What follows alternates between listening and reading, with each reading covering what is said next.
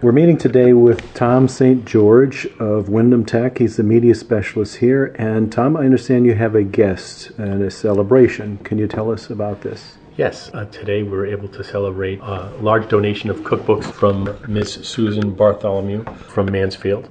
And she donated a large donation of cookbooks in memory of her husband, Dale Dreyfus, former administrator at the University of Connecticut. So I'll hand it over to Mrs. Bartholomew. Miss Bartholomew, how did your husband get involved in this? Was he a professional chef? No, he wasn't. He was very, very busy, his job at UConn, but he loved to cook. Mm-hmm. He and his brother started out very, very early. Particularly enjoyed outdoor cooking on the grill. And one thing led to another. I don't think he was much of a baker, but he was marvelous at meats and main dishes. Mm-hmm. Made a mean ossobuco. So that was his main hobby, and became even more so as he got older. And what did he do at UConn? He was vice president for finance and administration for about 17 years. Okay, widely different from cooking. Very different, yeah. And very demanding. Much of the UConn 2000 is credited with getting all of the construction going and whatnot. Oh. That was one of his major projects. But then coming home and being able to grab a frying pan and going for it, that he enjoyed.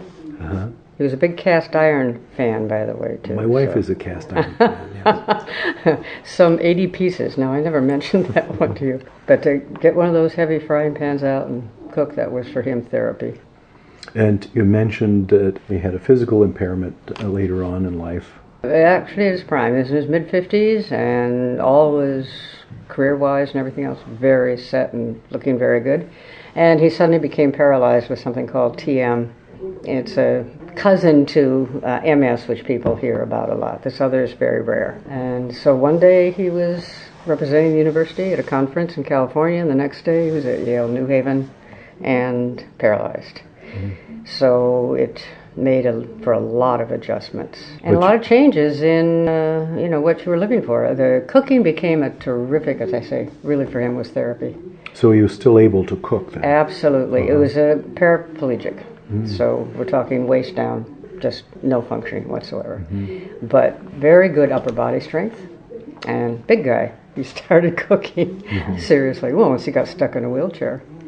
But that was a huge release for him. Mm-hmm. We had the house renovated so that the kitchen was, first-rate cooktop and oven, everything where the wheelchair could slide under. Slow going. Mm-hmm. And he threw a lot of pots and pans around, adjusting, but the cooking was a release. And I understand that you had a book collection. Tom, can you tell us a little bit about this book collection? Or maybe Mrs. Bartholomew can tell us about the book collection and some of your considerations. Well, I had looked into a lot of options, and some of the bigger culinary universities, that's where I had thought I was headed. And almost all of them came back. They were very, very interested, but they wanted what I would call cherry pick. They were going to take a section, or they were interested. There was a very, very large section of Asian cookbooks. They wanted just this or that or whatever. And as someone I really wanted to keep the collection intact, or for the most part. And it'd also be nice if I could do something local. So a couple people had mentioned there's a culinary department here, and I was unaware of that. Mm-hmm. So I contacted Tom, and he took it and ran with it. And what did you have to consider with this collection, Tom? Maybe you can give a little bit of detail. Sure. Well, last year was my first year here at Wyndham Tech as a library media specialist, so I was unfamiliar with processing donations of books. So I spoke with our interim principal, Dr. Ashton, and asked, is this something we can do? He looked into it and said yes, as long as the department head in Culinary Arts, Chef Olson, wanted to accept the collection if she thought it would be useful. And certainly she was very excited when I told her about it. So I got back in touch with Mrs. Bartholomew and said, we'd love to have the collection. She was a little ill at the end of last school year, so we weren't able to connect at the end of last school year to take a collection. But we connected over the summer, and my truck unfortunately had broken down, so I couldn't go pick up the collection, but she had them delivered to our school. And the maintenance staff here graciously brought them up to the library for me. They were waiting when I came back in the fall, and we started processing them. I took an inventory. It was over 300 books, several of them collector's items dating back to the early 1800s. So the chef then went through the collection and determined which ones were connected to our curriculum. And The majority of them were, like Miss Bartholomew said, they were regional cookbooks from China and Germany and France, and really connected to our senior projects that we have to do. But there were some like outdoor cooking. She also mentioned there were some like casserole books, and that didn't connect to our curriculum. And so beer making. Right. When the staff graciously accepted those, but there were a few others that Mrs. Bartholomew said, well, I want them to benefit the students. So we had a day last week where we had the culinary students up to the library and showed them the new books that were all cataloged and added to our library system. And they were really excited about it. And they said, well, the news gets better. There are some left over, and you each have a cookbook to take home with you. And so some were able to pick up books on grilling, and they were really excited about grilling and baking, or topics that weren't connected to the curriculum. So they each got a book to take with them as well. And there was a couple on wine and a couple on beer that the staff members, we didn't let the students take those. But there was an amazing collection of books. And we had a student in carpentry create a plaque to recognize the collection in memory of her late husband, Dale Dreyfus. So that's installed in the library in that cookbook section. Then we had Mrs. Bartholomew and a couple of her friends in today to celebrate in the culinary restaurant, the Uncommon Kitchen. And I brought Jordan in as well so he could meet Miss Bartholomew and she could see the work that he had done. And Jordan is the woodworking Yes, he's the student? carpentry student. He's a senior in carpentry, and he made the plaque on what's called a CNC machine, which is kind of like a computerized routing system, very high technology piece of equipment in carpentry. It looked professionally done. Really? I was really impressed with the work. Nice job, and very, very touching. Yes. Everything was lovely to see. And so was there a presentation? I know you were at lunch. What did you think of their restaurant? Oh, I think starting with the name, Uncommon Kitchen, is wonderful. But the food was superb.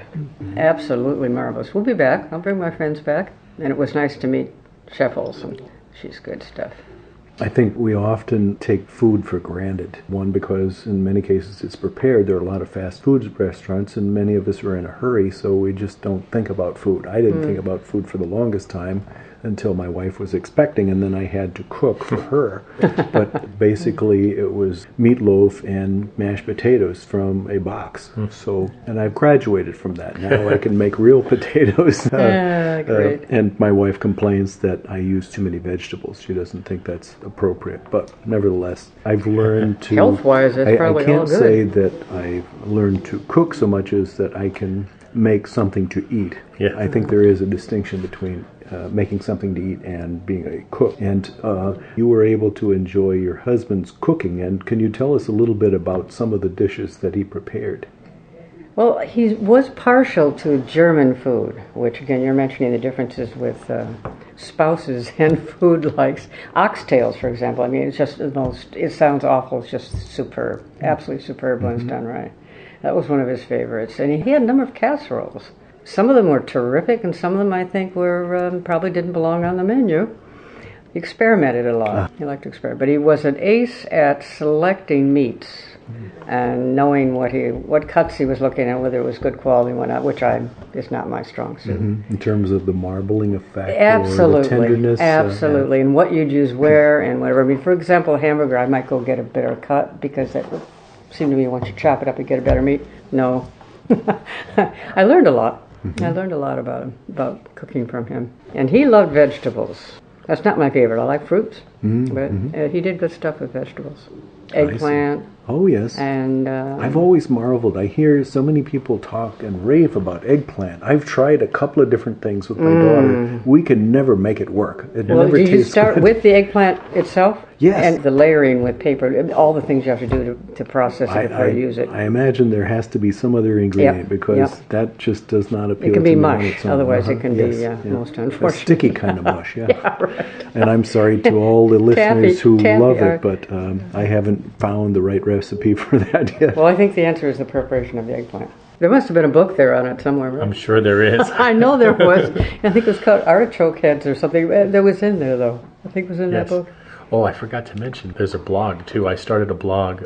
Our students wanted to thank Mrs. Bartholomew. Of course, they all didn't have the opportunity to see her today, But we started the blog not only for this generation of students that are here, but for future generations that are able to use these books. They'll be able to go on to the blog and thank Miss Bartholomew's family for this generous donation to the students of Wyndham. That's very, very nice. They did, by the way, promise me there'd be no fuss, no muss. I could just come eat my meal and leave. They didn't. So whatever you do, be gracious, be generous. Do we have any closing comments, Tom? Just would like to thank Bartholomew for thinking of Wyndham Tech and the students of Willimantic in making this donation. It's an extensive cookbook collection, and it really contributes greatly to the Culinary Arts program here. Before this, we had a handful of cookbooks in our library. Most of the focus in our library was nonfiction, accelerated reader books where the students are tested on. And so this is... It's nice to see up there. It's very nice. It's a very nice collection. I want to thank you, Miss Bartholomew, for being with us and telling us about your husband's passion for cooking. And we're going to cut to the chef. Bon appetit. We're now meeting with Barbara Ellen Olson, the chef for Wyndham Tech. Chef Olson, I understand that you received this culinary book collection. How will this affect or improve your department in terms of student and teaching?